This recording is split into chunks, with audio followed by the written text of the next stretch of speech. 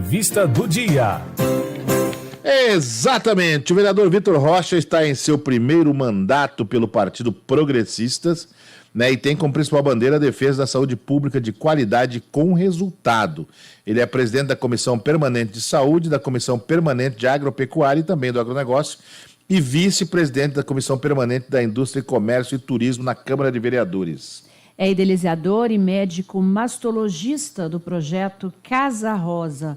Implantada em 11 de novembro de 2021, a Casa Rosa zerou a fila de espera por consulta com mastologia, punção e biópsia de mama no Sistema Único de Saúde, o SUS.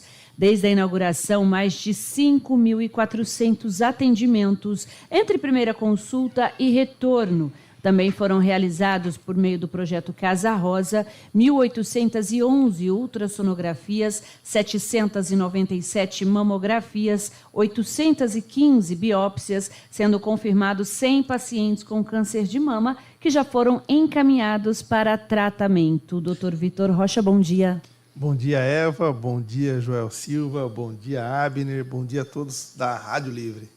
Doutor Vitor, quer dizer que agora, eu venho cobrando isso do senhor faz tempo, que agora eu vou ensinar o Brasil como é que faz a Casa Rosa. É verdade. Uma notícia muito, muito legal mesmo. Eu sempre falo assim, né? A gente precisa passar esse know-how, porque o Mato Grosso tem se destacado em tanta coisa, é muito legal ver isso. Como é que vai ser essa história?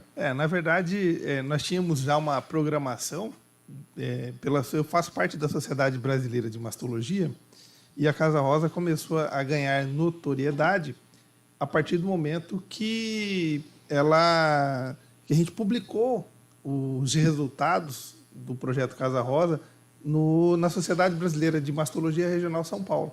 E ali, o país falou, peraí, tem um serviço que zera a fila de espera, que tem consulta, biópsia, tudo no mesmo dia, e a gente faz esse atendimento. Como é que funciona isso? Como é que consegue fazer isso? E aí a gente conseguiu fazer esse atendimento e mostrar para o resto do país.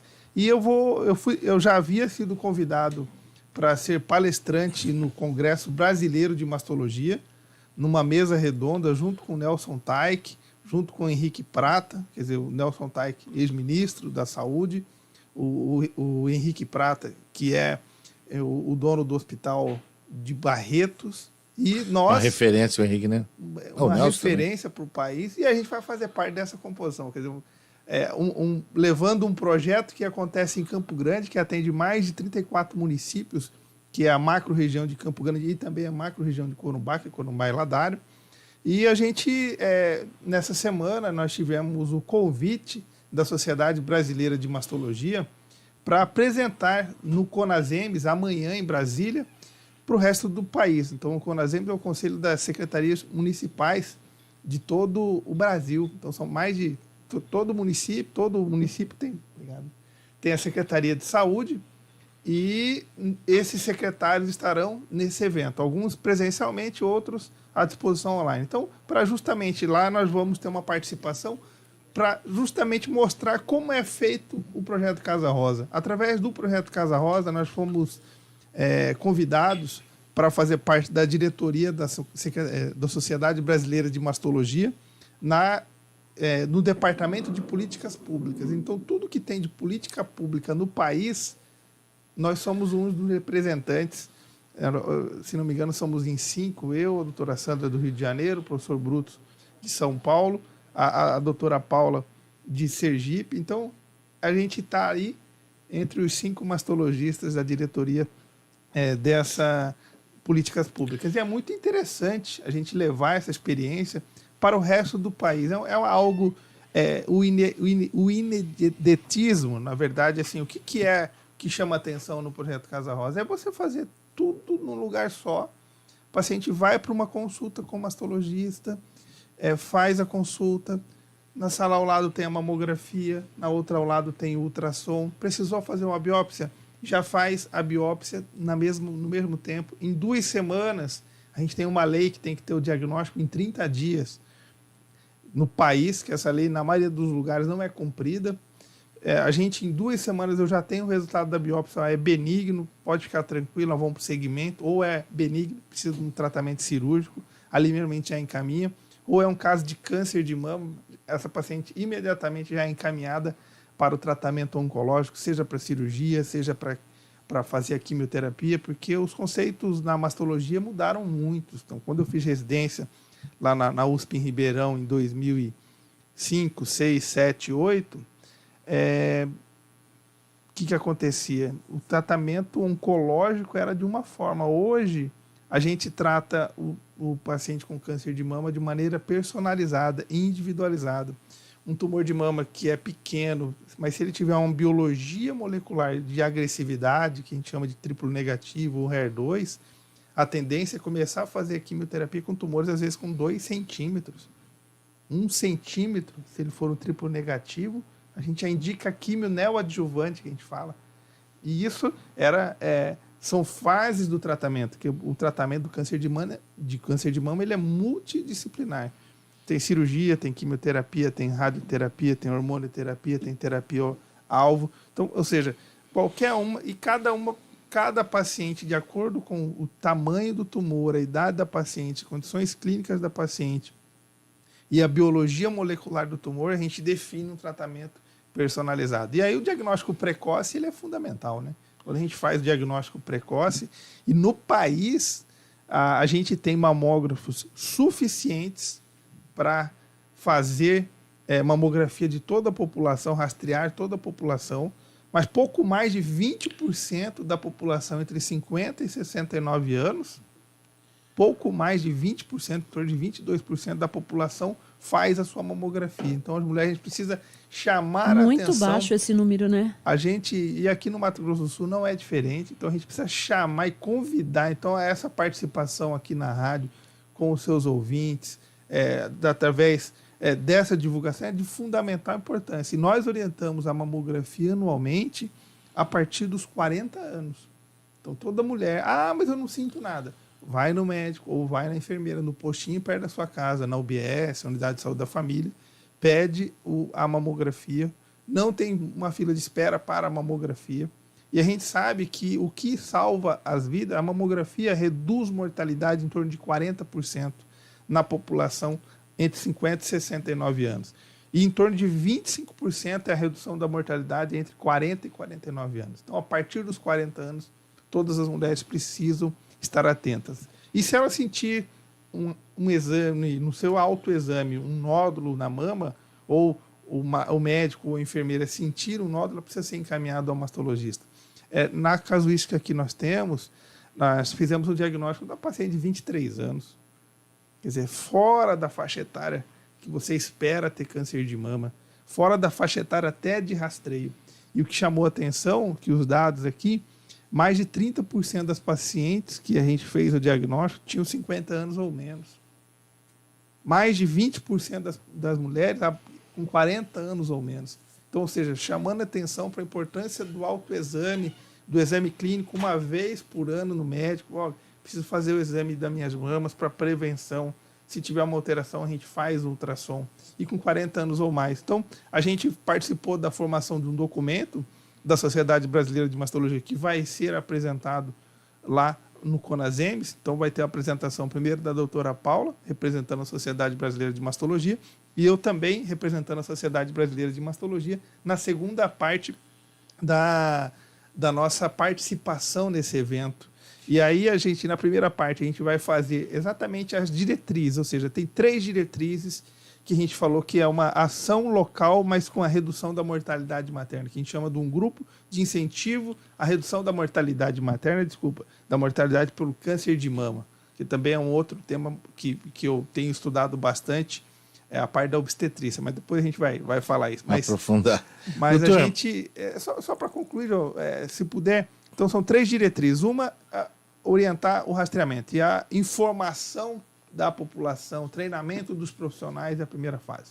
Segunda fase, a gente tem que ter unidade de diagnóstico rápido. O que é unidade de diagnóstico rápido? Eu não posso ter uma paciente encaminhada com nódulo BIRAD5, que é um risco mais de 95% de câncer, só de olhar aquele exame, e ela ficar 6 meses, 8 meses na fila para chegar no mastologista, e aí eu pedir uma biópsia, ela ficar 2 anos esperando. Então, eu tenho que ter uma unidade. E isso sempre foi o que marcou minha formação. Essa segunda fase foi o que mais sempre me apaixonou.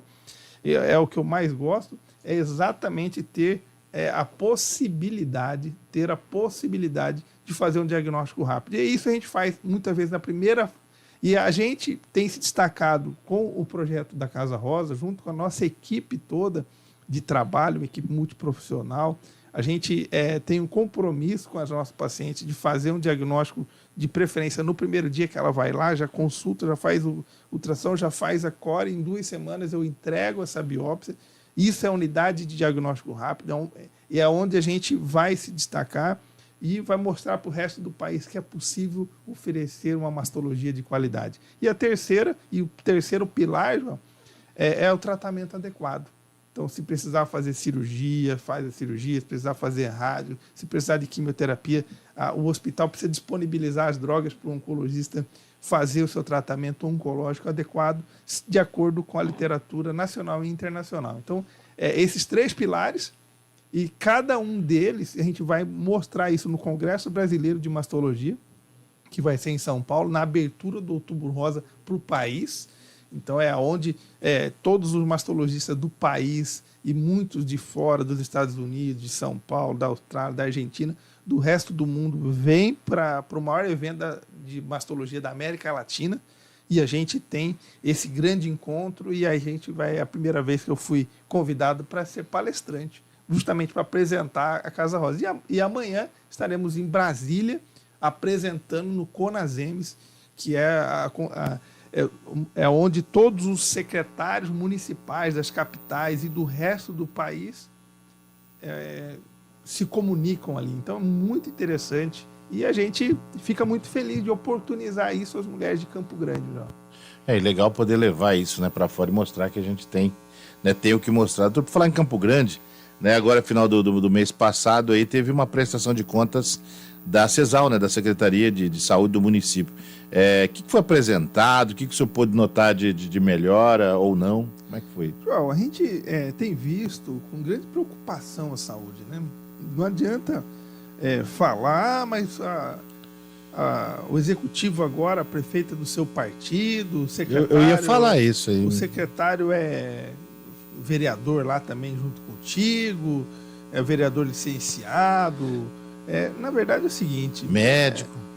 A gente precisa tratar a saúde com uma seriedade que a saúde necessita. A saúde necessita de investimento. Se a gente for conversar com os servidores estão desvalorizados. Não tem salubridade, não tem a valorização necessária, a questão dos aumentos. Na semana passada, nós recebemos lá o Davi Chadid, que é da odontologia, do sindicato da odontologia, fazendo as suas queixas em relação, e formaram um grande fórum dos trabalhadores para ver a questão do aumento, pelo menos aumento em relação ao valor da inflação. Segunda coisa, então, a valorização dos profissionais. Segundo, as condições de trabalho. Então, tem muitas unidades aí que estão sucateadas e precisa daquela reformulação. Terceira coisa, se a gente for ver as filas de consultas, exames, cirurgias, tem mais de 100 mil pessoas aguardando.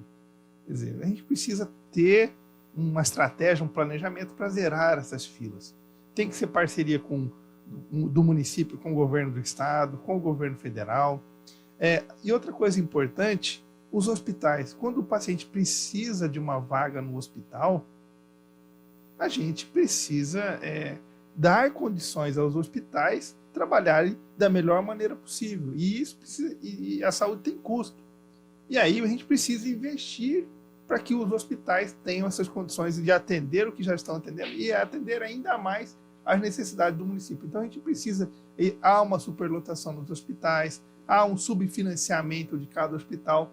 Se você, Joel, chegar aqui e chamar todo dia aqui um hospital, um diretor do hospital, da Santa Casa, da Maternidade Cândido Mariano, do Hospital do Câncer, do Hospital Regional, todos eles trabalham com déficit de financiamento.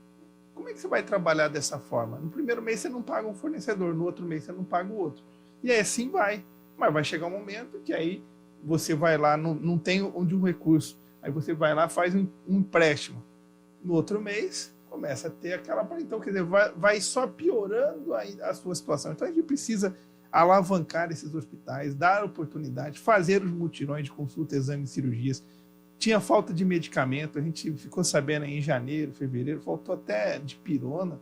A gente viu o esforço da Secretaria de Saúde de tentar comprar. O secretário de Saúde, na prestação de contas, existe a REMUME, Relação Municipal de Medicamentos. Tem muita gente que fala, mas quando você vai falar da saúde, doutor Vitor, por que você sempre tem um tom de crítica? Na verdade, a população nos liga diariamente pedindo uma vaga no hospital, que tem um familiar internado numa UPA há mais de 2, 3 dias, às vezes até com demanda judicial para ir para o hospital, não tem vaga, porque não consegue fazer um ultrassom, porque não consegue fazer uma ressonância, porque não consegue fazer uma consulta com um especialista. E aí a Secretaria de Saúde apresentou, João, que em dezembro, dos 260 medicamentos da relação municipal de medicamentos, que são medicamentos obrigatórios, que o Ministério da Saúde manda o recurso, tem uma RENAME, Relação Nacional de Medicamentos, que é a lista mínima de medicamentos que tem que ter no resto do país, em todo o país. Se eu chegar lá no Acre, lá no Paraná, lá em São Paulo, na hora que eu for na farmácia do postinho, precisa ter dipirona, paracetamol, amoxicilina, remédio para pressão, remédio para diabetes. Então o secretário apresentou que tinha só 120. Quer dizer, 120 medicamentos, um total de 260. Aí vai falar, o vereador está criticando a saúde. Não, a população é que está apontando. É simples, só Mas, doutor, a que se deve isso? É gestão? O senhor já foi secretário de adjunto de saúde, né? Por que acaba? Não dá para comprar antes? Como é que é isso aí? Essas compras têm que ser anuais. Não. A gente precisa ter um planejamento de quanto se pegar o técnico, ele sabe. Vai lá na farmácia central, pega o responsável, o coordenador da assistência farmacêutica. Você pegar lá, se for um profissional de carreira lá, ele vai saber que já trabalha lá há 10, 20 anos, concursado ali na região. Aí ele vai saber, olha, dipirona a gente usa 1 milhão por ano, uma média de 80 mil frascos por mês. Aí você faz uma compra anual. Aí a justificativa é que tinham muitas licitações desertas.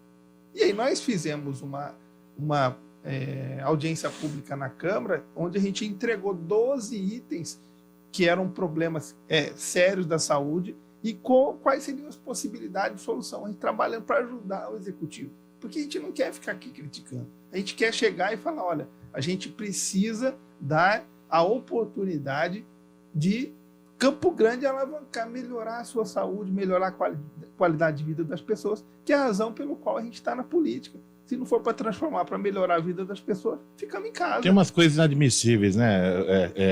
Material escolar e uniforme atrasado. Né? Os laudos dos times de futebol, né, Vagina? Não tem Dos laudo estádios. do estádio, né? Como é que não tem laudo? Você quer saber o que vai acontecer em janeiro? Não vai ter laudo. Não vai ter laudo. Ninguém sabe que em janeiro tem campeonato, né? Ninguém sabe que as aulas começam tal dia, ninguém sabe que o remédio vai acabar. São as coisas inadmissíveis mesmo, que não tem. O planejamento. E todo ano é o mesmo problema. São problemas pontuais, parece que não se acha a solução para isso, então realmente é muito complicado mesmo. Regina. Doutor, gosto muito de falar da Casa Rosa, né? Até por conhecer o trabalho, por já conversar com mulheres que fizeram parte, que são pacientes da Casa Rosa. É bacana a gente explicar como é que essa mulher chega na Casa Rosa.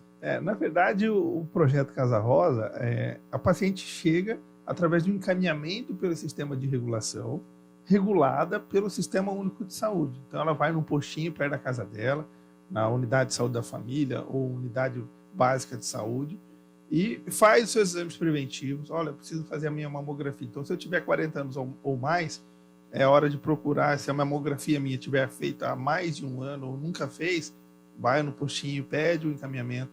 Essa paciente faz a mamografia. Se essa mamografia der alguma alteração, ou se no ultrassom tiver alguma alteração, ela pega o encaminhamento para o mastologista lá da maternidade, que é aí que cai no Dr. Vitor Rocha dentro desse projeto. Então ela cai ou dessa maneira, ou quando a paciente vai, por exemplo, no hospital regional ou no SEM, que não tem punção e nem biópsia de mama disponibilizado lá para fazer punção por agulha fina, que é a PAF, ou a corebiópsia. Às vezes essa paciente vai em outro serviço e que não tem aquela tecnologia que a gente tem lá. E aí essa paciente, ela é encaminhada para o projeto Casal, tudo pelo sistema de regulação.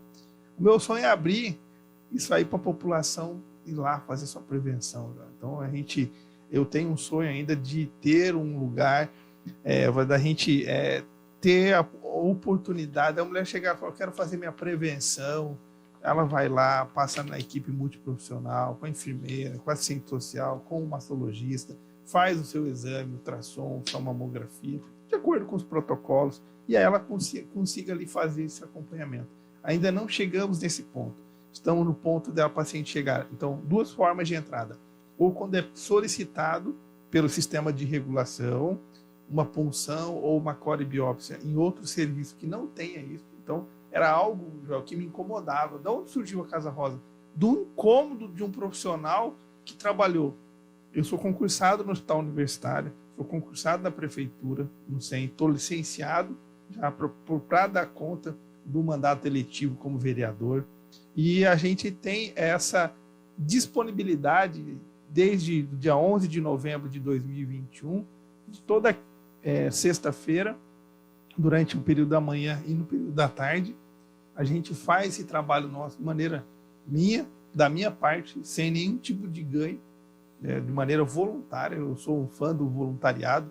Eu acho que isso é minha formação lá atrás. Eu me lembro muito bem, participava do grupo jovem em Corumbá, na Colégio Salesiano de Santa Teresa. Tinham grandes incentivos. Lembro até hoje o professor Bosco me convidando para o Jovisa, que era o grupo dos jovens, e nós íamos toda semana no asilo, ou tinha um hospitalzinho lá em Corumbá. Lamartine, o doutor Lamartine, saudoso, pai do meu amigo Pedro Paulo, era o responsável lá por apoiar de maneira grandiosa o hospitalzinho, que na verdade era um local onde as crianças tinham acesso, que tivesse algum tipo de desnutrição, alguma coisa. Era um trabalho que a irmã tinha uma Kombi que pegava as crianças em casa, levava às 7 horas da manhã para a escolinha, as crianças ficavam lá, passavam o dia todo, tomavam café da manhã, almoço, saía jantado, levava a merenda da noite e do café da manhã para voltar, e a Kombi levava de volta. Então eu ia, uma vez, acho que era quarta-feira, à tarde, eu ficava lá. Então, eu sempre fui um fã do voluntariado, e isso é algo que a gente precisa estimular, viu, João? A gente pouco fala de voluntariado.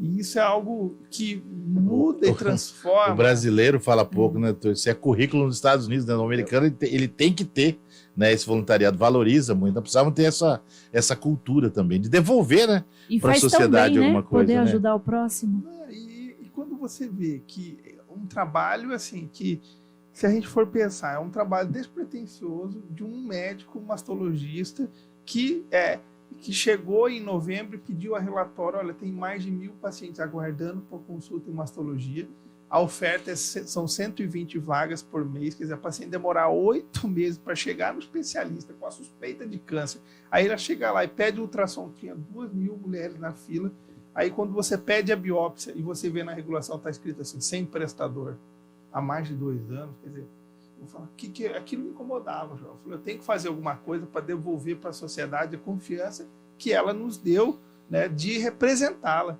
E aí a gente montou o Projeto Casal. Tivemos o apoio do deputado Dagoberto Nogueira, foi o primeiro parlamentar que confiou no nosso trabalho. Depois tivemos o apoio do deputado Paulo Duarte, dos vereadores, de maneira em peso, o presidente Carlão, o professor Juari.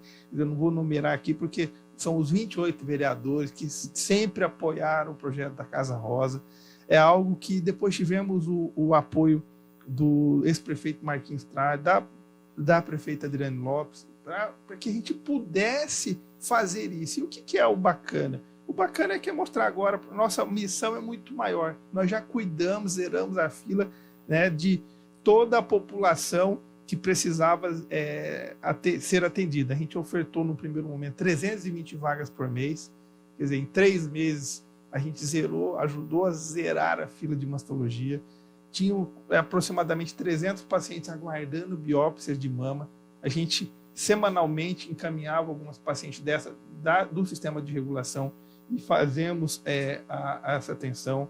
Nós tivemos aqui o apoio também da nossa senadora Tereza Cristina, que também contribuiu com o nosso projeto, então, que é a nossa maior líder hoje do Partido Progressistas. Agora é a hora da Casa Rosa ser mostrada para o resto do país e e o bacana, João, que a gente vai ter a oportunidade de sentar com os secretários de saúde dos municípios, quer dizer, quem está na caneta, quem tem a caneta. E a missão desses secretários vai ser convencer os seus prefeitos de todo o país, olha, nós precisamos criar algo resolutivo que é simples, é um ambulatório de mastologia integrado a um ultrassom, sem essa paciente precisar entrar na fila do ultrassom, entrar na fila da biópsia, ela sai dali com tudo resolvido. É algo simples de resolver. A maioria das cidades, pelo menos de médio a grande porte, tem um mastologista, tem um radiologista, mas falta integrar. E como seria a forma de financiamento de projetos como esse? Muito simples. O próprio município pode fazer essa gestão, o Estado pode fazer, a União pode fazer. Nós queremos chegar, João, no Ministério da Saúde, falar com a ministra da Saúde, a doutora Anísia, que a gente precisa realmente de uma ação contundente para possibilitar o diagnóstico precoce, o tratamento em tempo hábil, a redução da mortalidade pelo câncer de mama, que é o câncer mais frequente, que tem a maior mortalidade, mas se diagnosticado no início, a gente consegue dar chance de cura. Quando eu falo chance de cura, é a paciente fazer o tratamento e continuar a sua vida, continuar a sua trajetória familiar, né, como mãe, como esposa, como filha. Quer dizer, quem que quer perder um ente querido de uma doença que é evitável? Ou ela é evitável, ou ela é curável se você faz o diagnóstico precoce. Então, é isso que a gente quer oportunizar todas as mulheres do país. Então, essa é a nossa missão. Então, a nossa missão já saiu de Campo Grande, já saiu do Mato Grosso do Sul. Já ganhou Agora o Brasil. A gente quer replicar isso no resto do país. Doutor Vitor, obrigado pela sua participação conosco aqui. Passar um pouquinho de tempo, né? Só um pouquinho, né? Mas o assunto realmente é um tema muito importante para a nossa sociedade. Obrigado mais uma vez pela sua participação. Eu que agradeço a oportunidade. Deixo sempre o nosso contato do vereador Dr. Vitor Rocha, né? Eu gosto mais de divulgar o Instagram, que hoje a maioria é o Instagram. Todo mundo prático, é Instagram, né? É Agora. drvictor.rocha. drvictor.rocha. Tem o WhatsApp do gabinete, é 993 26 91 33, 993 26 91 33. Muito obrigado, Joel. Obrigado, Eva. Obrigado, Abner, e a todos aqui da Rádio Livre. E parabéns pelo trabalho. Parabéns Obrigado. mesmo. Bora, Eva! Bora, né? Lembrando que 10h30 tem Giro do Esporte na telinha da TV e das 11 ao meio-dia aquele bate-papo especialíssimo sobre esporte aqui na 104,7. E um ótimo dia para todo mundo e até amanhã no Rádio Livre. Até amanhã tem Rádio Livre de novo às 7 da manhã pontualmente. A todo mundo, beijo no coração e até sempre! Joel Silva. Você ouviu na Educativa 104. Rádio Livre. Rádio Livre. Com Joel Silva. De volta amanhã pela 104 FM Educativa.